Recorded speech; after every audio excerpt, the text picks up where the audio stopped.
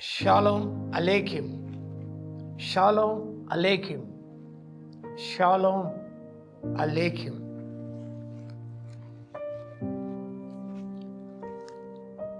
The sixth I am statement. The text is from the Gospel according to St. John chapter 14 verse 6. యోహాను సువార్త 14వ అధ్యాయము 6వ వచనం. I am the way, the truth and the life.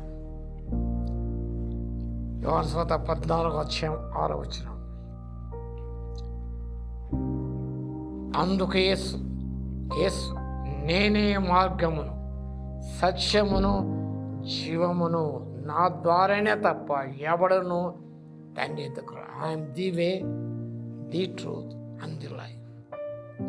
దీని definite article ఇక్కడ ప్రయోగించారు. I am the way is the exclusive way, a path to salvation and access to God. ఈ వచ్చిన సారాంశం నేను గమనించినప్పుడే this was takes place during the last supper. ప్రభు ఆచరించిన పండుగ పస్కా పండుగ, ప్రభు రాత్రి భోజనం అంటాం. ఆ సందర్భంలో ప్రభు ఈ విషయాన్ని ప్రస్తావించాడు.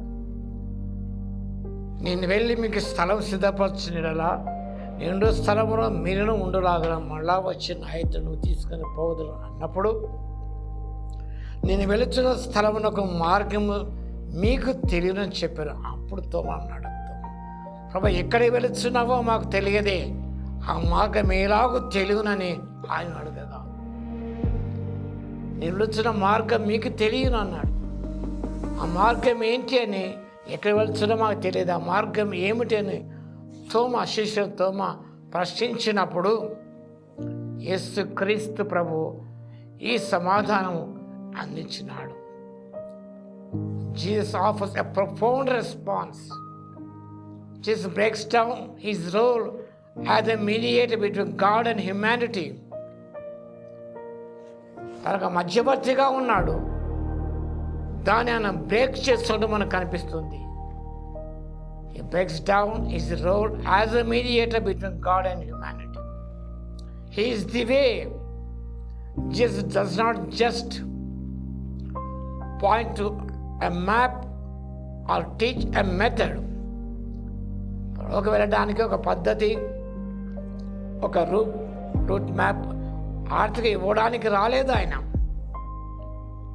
He is the physical path, the means of access to God the Father.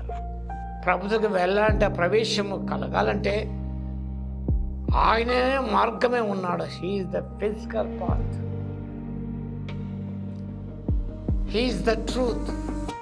Jesus identifies himself as the absolute reality of God's character revealed in human form.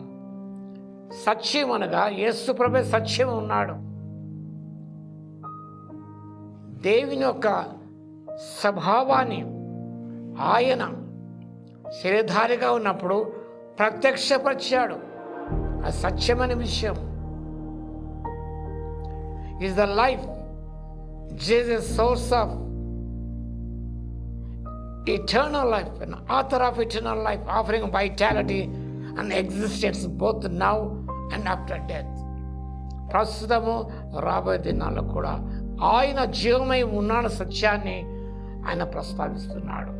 No one comes to the Father except through Jesus Christ.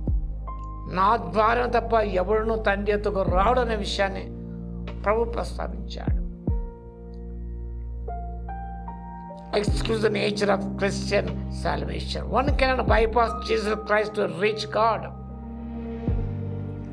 ప్రభును మనం bypass చేసి ఎవరు కూడా తండ్రి ఎదుగు వెళ్ళలేడు. ఆయన త్యాగాన్ని, ఆయన బోధలను అవన్నీ గ్రహించుకొని అర్థం చేసుకొని ఆయన స్వీకరించి ఆయన ద్వారానే మనం తండ్రి యొద్దకు చేరగలమ సత్యం వాక్య భాగం ప్రబోధిస్తున్నది.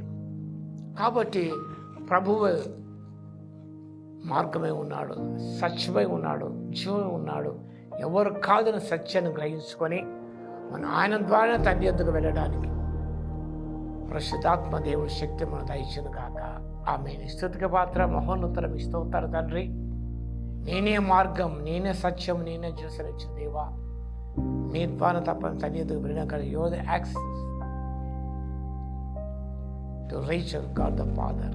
ప్రభా మీకు స్తోత్రాలు తండ్రి. మీరే సత్యము, మార్గం జీవనందుకు స్తోత్రాచరించుకుంటూ ప్రభువును రక్షకుడైన యేసుక్రీస్తు పేరట ప్రార్థించి వేడుకొస్తున్నాము తండ్రి.